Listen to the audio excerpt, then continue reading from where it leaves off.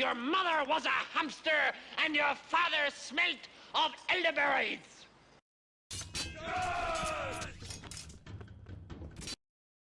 Hi guys, today we're playing an awesome strategy flash game. Might be one of the best flash games ever made, from 2010. In this game, you play as the English, the Vikings, and the Normans in 3 battles, either trying to take control of England or defend it. Let's get right into it. 1,000 years ago, a great war came to Middle-earth, the Anglo-Saxon name for the world of people. 3 kingdoms fell into battle.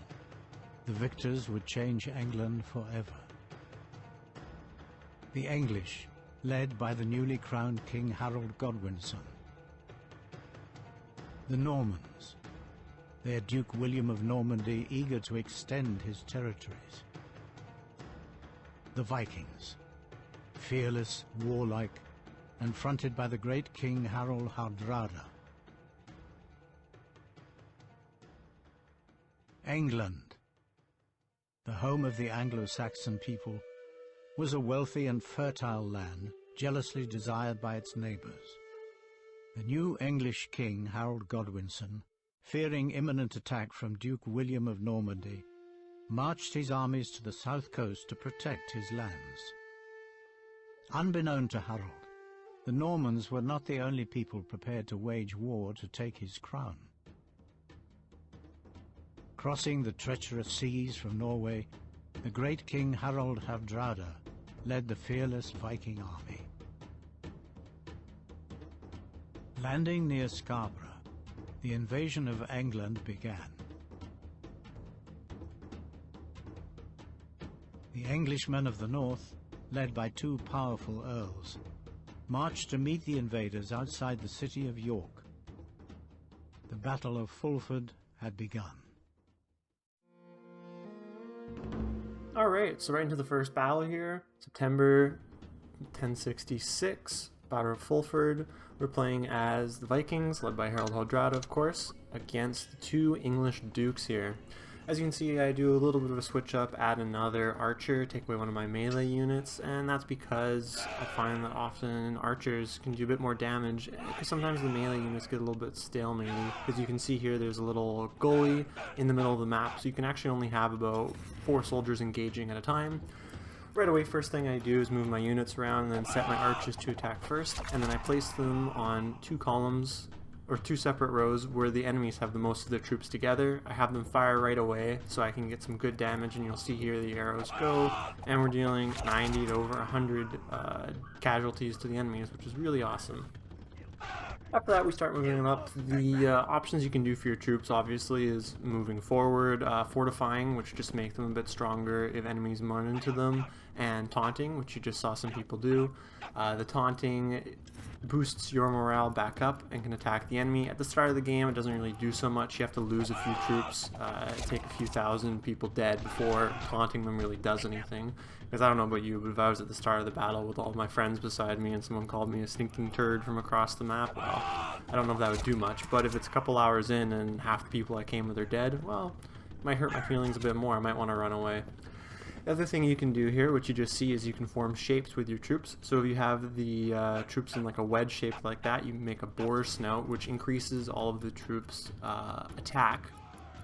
The other thing you can do is a shield wall, which you see on the right side with the English, which increases your defense. And then you see there I double stack the layers, which makes a really strong combination because the top half of the units are all in defense, and then we have a little warrior sticking out there who has stronger attack, and it makes a really good layer. Here we're moving our troops back so we can get some charge attacks in, which deal good damage. See, we move our troops back. We're moving our spearmen forward, so we have our first combat here, which is just mashing arrow keys. You can see we lose 182, but they lose 216, so it's a good battle for us. Trying to take out these archers here because they're easy ones to kill with our own archers, and then like I said, once people start running away, it's good for your army. So we basically cleared out this top row here, so we're moving our troops forward to see if we can get a flanking motion. Our king here, Harold, is fighting against some spearmen. Let's see how we do. Pretty good. They take almost 2 times the amount of losses, and with that, those spearmen are dead. Trying to kill some of these dukes a bit more. Southern flank's looking pretty good. They're pinned down, not moving. So really our main goal is just to get these troops across the top of the map so we can get flanking, which does some pretty good damage. Moving my troops around here, taking a few more shots. That was a pretty good shot by them because, again, I have two troops in the same row, so thus when you're shooting arrows at them, it's more likely you're going to hit something. Nice shot there, not hitting my own troops, but hitting their duke, which is good. Getting some good damage on those guys, because again, they have their troops stuck together, so they're a perfect target. Fighting on the main line. Again, we're doing better than them, which is good. And we're going to get a charge into one of their dukes from behind here. Really good damage, again, dealing twice as much damage to the enemy as we take. And we're moving our spearmen into position to get some flanking charges into the enemy, hopefully collapse their line and then call it a day. We still have about 3,300 troops. I'm dealing some good damage with our archers and stuff, and you can see that they only have 2,200, so we've already over 1,000 troop advantage. We charge into the enemy from the front. We take almost 70 losses. They lose close to 140. Good trade for us. Just normal fighting, hand-to-hand combat at the front of the line, and we break them, actually. So now that they do not have a shield wall bonus, so they're even weaker to attacks. I moved some troops around to flank the enemy. The troops that we moved across the top of the map are ready to charge into the back of the enemies now. And with that, we've killed 200 troops, only losing 60 ourselves. And you can see that their unit is now flashing purple, which means they're almost ready to break. We move some more troops forward, form a shield wall. They move one of their earls forward into our spearman line, which is weak from getting charged. And they break and run away. We fire some more arrows into their archers in the back. They're almost done. One more goes in, and with that, their archers run away, and I'm sure their spearmen are pretty close to failure as well. One more battle in the front line. This is our shield wall who's behind the enemy. And now we have another fight with the troops who are in front of the enemy, and with that, they're gone. Getting attacked from the front and the back would be pretty savage. You can see I'm moving some troops so I can flank another enemy, shoot some more arrows into the spearmen, hopefully they break, and they do. They only have 800 troops left. There really is no chance that they can do anything now. They're just calling us names, hoping that they can maybe break our morale, but they don't have much of a chance. We get a flanking there, we lose 50, they lose 150, another perfect trade. Move some troops into the front of these spearmen to engage them. They lose a ton, we don't lose that many, and those guys break because they're dead. Unfortunately, the sight of seeing our friends kill more people somehow inspires fear in our own allies, and they decide to run away. Oh well, there's only 2 enemies left. These guys that are pinned between 2 guys don't have much of a chance, they're gone, and with that there's just 1 earl left, given that we've killed or made the rest of the troops run away. We throw a couple taunts down with our archers just to boost our morale, maybe see if we can make the earls run away, but with that we send our Viking warriors to the front and then our king to the back to see if we can put it to rest. And a good point is that Viking is just a term for raiders that went to other places in search of wealth. They really are Norsemen, that's a better name. With that, our king Harald Hardrada walks to the rear, flanks them, and they're gone. Hardrada trapped the English in a pincer movement and hacked them to pieces. The Vikings were victorious, and the north of England fell to the invaders. But word of the Viking invasion travelled fast.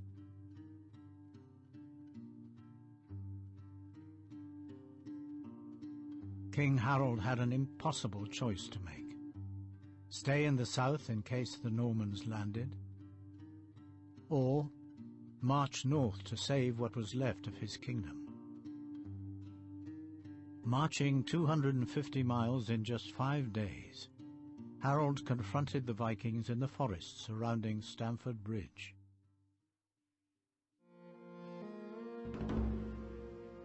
Alright, and with that, we are now playing as the English. Harold Godwinson has moved his forces up the island to address the Norse invasion. You can see here I take away 2 melee units and add 2 more archers, because as you can see now on the map, there's only 2 lanes for people to get across here, given that it's a battle of a bridge. Again, we put our archers in the row that has the most enemy units, and we get some awesome shots right off the bat. 120 troops dead with that shot. And these early shots can make a big difference, just really softening up the troops. You know, we've killed almost 300 people right off the bat. Of course, they get a really good return shot because my own archers are all lumped together, killing 163. So here I decide to stagger my archers so that doesn't happen again, and I move them into the lanes where the enemies have moved most of their troops, so we can again concentrate fire. I managed to get one of my archers out of the way before they return fire. I get a good shot here. There's two troops together. We hit both of them. We form a boar snout right on the edge of the bridge just so we can get a good attack.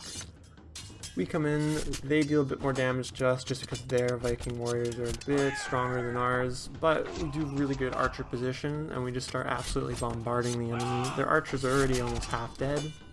Meanwhile, my units, you know, with their big kite shields aren't going to take that much damage. We start calling the names, seeing if we can weaken their morale, and again, they haven't lost very many troops, so we're only taking away one morale at a time. I start bombarding the enemies. The shot was a little bit weak, didn't quite land on them. I adjust it here, see if we can get a bit more, and then that one was a little bit too much. Next time, I'm sure we'll know what to do. Enemies charge into the head of our boar snout. We take a little bit more damage than them. That's to be expected. When you charge, you do get an attack boost. The enemy keeps trying to bombard our swordsmen here. Not a big deal. We managed to move one of our swordsmen around and outflank the enemy, killing 100 of their troops, and now they're trapped in between the two units. That arrow is finally good. We deal about 60 dead. Call them a few more names, and you see that one does about 5 morale to them, which is really good. We move our troops back to see if we can get a little bit more advantageous position. Call them a few more names. Engage in fighting once again. We lose 260 troops to their 180, just showing that those Viking warriors are quite a force to be reckoned with. However, those Vikings that were now those spearmen that they just engaged are the third enemy that they have engaged, so they're flashing pink. They're almost ready to break. We have a good line now on these spearmen and warriors in front of us, and we know just how to aim our bows to get them as they're not moving, killing about 60 troops per shot. So right there in that turn, that's 120 dead. The Vikings are down to 2,900 troops. A few less now with those two shots there. Meanwhile, the English here, we have over 3,000. So we're already making good progress on them. 3,200 troops is what we have. So we have a 500 troop advantage. Exchanging some insults, seeing if we can drop their morale. We have about a 30 morale advantage on them, which is good. We form a nice shield wall here to block the bridge, and now we're just going to keep bombarding them. We finally managed to break their archers just with our constant English longbow bombardment, and now we have our 2 archers on the top lane here just bombarding the 2 units that are stacked together. We're dealing 60 damage a pop, and we should only have to do this for a few more turns to kill those 2 units, which will leave, you know, almost 1,000 people dead, thus making them more susceptible to their morale breaking and hopefully running away. Therefore, we wouldn't have to lose very many of our troops, which is good for any commander. And in this game, it'll give you a better ranking for how you perform that map. I move one of my archers up to the lane that the King Harold is in to see if we can start laying shots into him.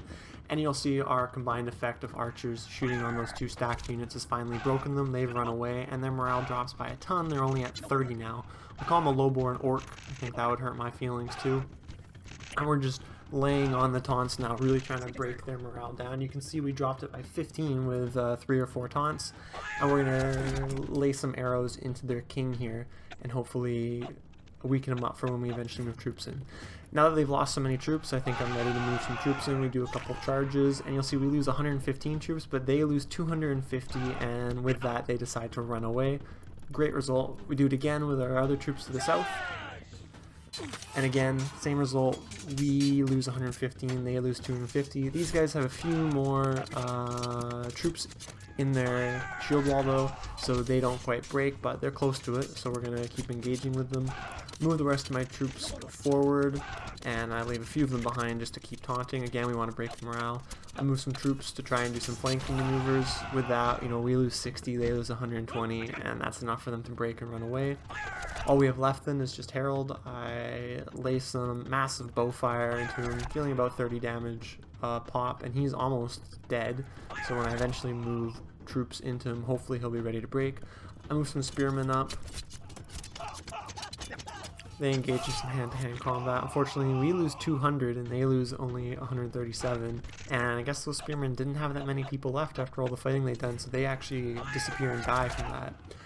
We lay a few more archery salvos into them, and he's just lost 90 more troops. I move some swordsmen into his rear to try and mop him up, and with that, Harold's dead. He loses his remaining 130 troops. Swordsmen only lose 110, so they're still around.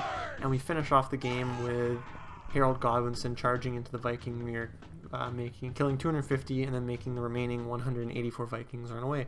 And with that, we get a great result. King battle ranking, which is the best you can get. We didn't even lose that many. King Harold and the English were triumphant.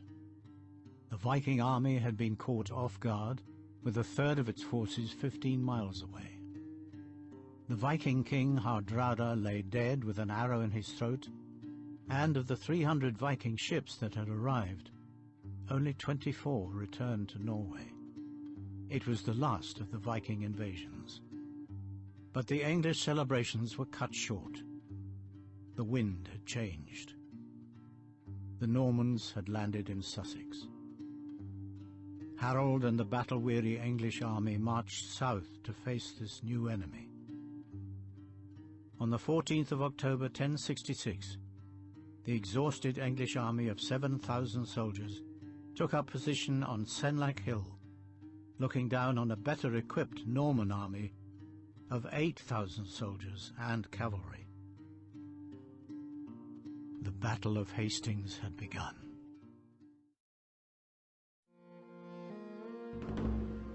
Okay, and with that, we're on to the last battle, the Battle of Hastings, October 14th, so about 3 weeks since the last battle. Duke William has crossed with his army over the English Channel to engage Harold Godwinson in the south of England. Harold's marched back down.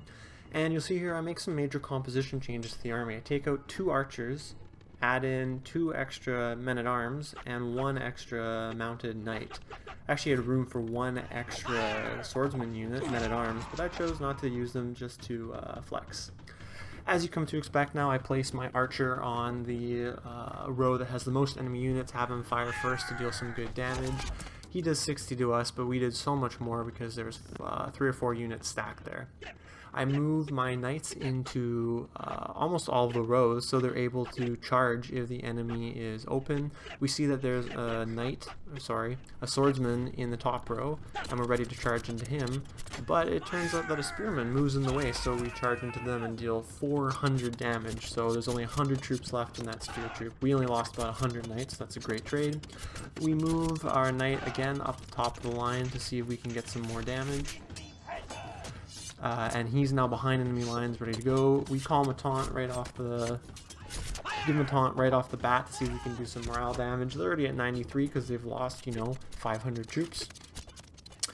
We maneuver some more troops around, get my knights ready to charge, charging into their duke at the back of the map. We lose 143, and they end up losing 281, so that's a good trade if I have to say so. They send some soldiers into our shield wall, they lose 80, we lose 80 as well, so that's a fine trade. I've moved some knights back, so I'm ready to do more charges. Our knights charge into their swordsmen, we lose 100, they lose over 300, again, another great trade. Our archers have a good line on them, there's an archery unit and their spearmen. We don't manage to hit the spearmen, but we do 80 to their archers. These Norman archers are the best in this game, so they deal about 30 more damage to the English archers than the English archers can do to us. They're bombarding us. We have 2 units stacked there, 2 men-at-arms, so they do a bit, but we managed to move our troops around. We outflank them, and we actually end up making a shield wall in between these swordsmen, so they're in a rough place. We get our charge all lined up, and we deal 325 damage to those guys. We only lose 100. Again, another great trade. We try to charge into these swordsmen from behind, but these spearmen have moved in the way, so we end up charging them directly to take them out. Another great salvo into these archers. They're starting to flash pink almost, so they're ready to go. Call them a few more names. This battle is between the swordsmen and our men-at-arms who are flanked. They're almost done. They've taken some severe damage. I maneuver some troops around to see if we can get some flanking action and finally get the charge I hope for against the swordsmen. They lose 150, we lose 50, and with that they are disbanded. Good trade. Now we charge this fortified spear line with our knights, see how it turns out. We lose 90, they lose 240. I'd say that's a good trade, 2.5 times.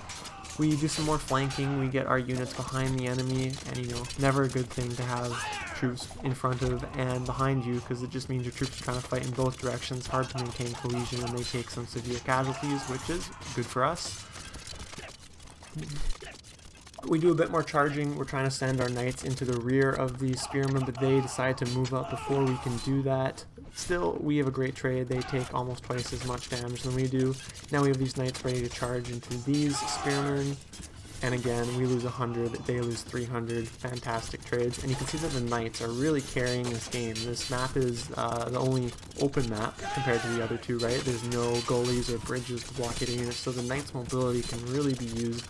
And you'll see, like, when the knights manage to get a full speed charge into people, they're taking out about 3 times as many troops as they're losing. So it's a really great trade and just completely breaks the enemy's lines. We have a little hand-to-hand fighting there. We lose about 60, they lose close to 120. Again, 2 times trade. We're making great progress here. Their morale's already at 40, we have 80. We do another full speed charge into the knights, or into the spearmen that we did last time. They get flanked, they're gone. We move our knights behind the archers and they just disappear without a fight. I mean, I wouldn't want to be an archer armed with only a dagger or a short sword against someone on a horse. Call them a few more names. Get another charge ready to go. This time it's men-at-arms into spearmen. They lose 170, we lose nothing, and they're actually outflanked again, so they're in a real rough spot. We hit the top spearmen from behind first, and they end up dying. Now we're attacking the spearmen in the middle from behind with our king, Duke William, and they're in a rough spot. They're flashing pink, they're ready to escape. We have another combat here on the top row with our knights versus the swordsmen, and they lose just a few troops and they're ready to charge. Right after they run away, the swordsman in the same row decides to charge in, but our knights have moved forward. They charge into the knights, they take some heavy casualties and decide to run away, and with that they only have 5 morale. We fight the enemies again. This is the king once again fighting enemies behind. They lose the remainder of their troops, and with that there's only 1 troop left. And we decide to move our troops around, and we're ready to get a flanking charge, and these knights charge into them, losing 160, we only lose 50. And with that, we win the last battle. Duke William has killed the English army, and hopefully gained the throne of England.